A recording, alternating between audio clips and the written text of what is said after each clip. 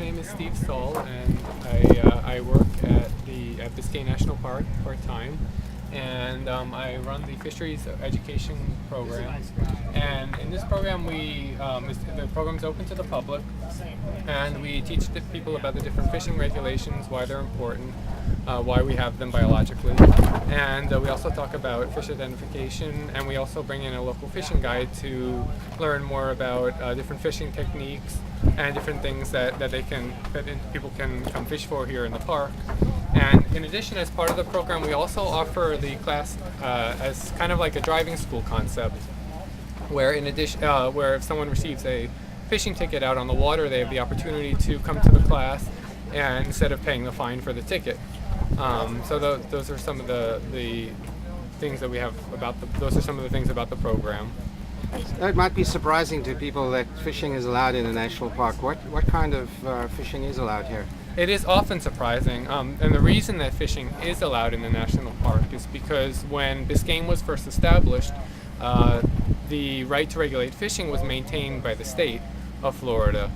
So as a result, that was part of the enabling legislation of Biscayne. But here in the park, people are allowed to fish either using hooking line or also by spear fishing, primarily. And usually, most of the fishing that occurs in Biscayne is recreationally based. And I presume that because it's in the park, the fish stocks are carefully managed and monitored? They are, again, as I mentioned, since the state has the right to regulate fishing, any changes in the regulation are contingent on the state regulations changing. Unfortunately, here in South Florida, a lot of the fish populations are not doing too well, particularly those species that are more sought after, like groupers and snappers. And as a result, that's why we started the fisheries awareness program, to try and educate individuals about the different fishing regulations, why they're important, and to try and give people a sense for caring for this beautiful resource that we have here in our backyard in Miami. I guess that would make a great main message to anybody who does want to fish here. I think so. Yeah, and actually the class is open to the public. We offer it once a month.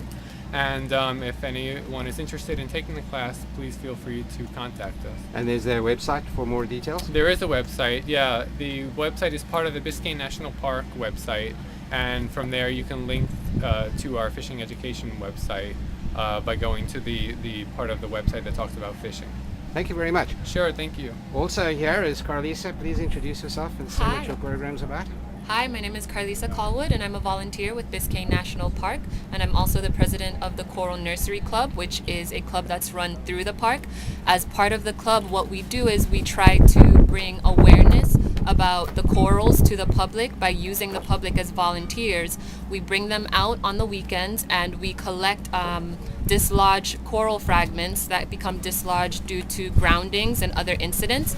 We bring them back, we cut them into what we call coral sickles, little pieces of corals that we then replant in our nursery. Every couple of months we come out and we record their growth and changes and see how well they're doing, with the hope that eventually we will return them back to the reef. Is that only a hope at this stage? You haven't had any success with this? Where the corals take a very long time to grow. They only grow about 2 centimeters per year. So we want to make sure that they get to a large enough size so that when we do put them on the reef, they have the ability to compete with the other species that are already there. I see. And I guess you've been out to the reef a few times, have you? Yes. And what is your assessment? I believe it's the beginning of the third largest reef in the world. Yes, it is. It's a very nice reef.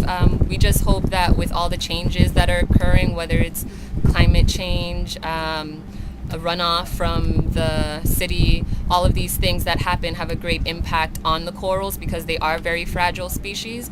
And we're hoping that by using the club to bring awareness to the community and bringing the community members out, that they can take ownership for these natural resources so that we can protect them in the long run. So there are two things. There's behavior when you're in the water with the coral. Exactly. What do you recommend people don't do or do when they're there at the coral? If you are on a reef looking at a coral, we suggest that you just look at it. Don't stand on it, don't touch it, don't break it. They are very sensitive. And just be aware of your surroundings, especially when you're out on the reefs. Now, when you're not on the reef, you're obviously having more of an impact on the reef in how you behave on the land, right? Exactly. What are the kinds of behaviors that people should not be doing for the sake of the coral?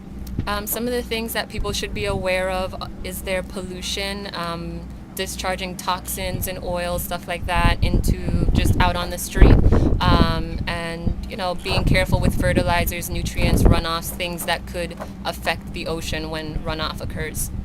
Please keep us posted about the coral nursery. I'd love to hear that it's working. Thank you, and anyone who's interested, you could also find information out about us on the Biscayne National Park website as well. We look for volunteers. We go out every weekend, and it's a great way to volunteer and spend a great Saturday out on the water.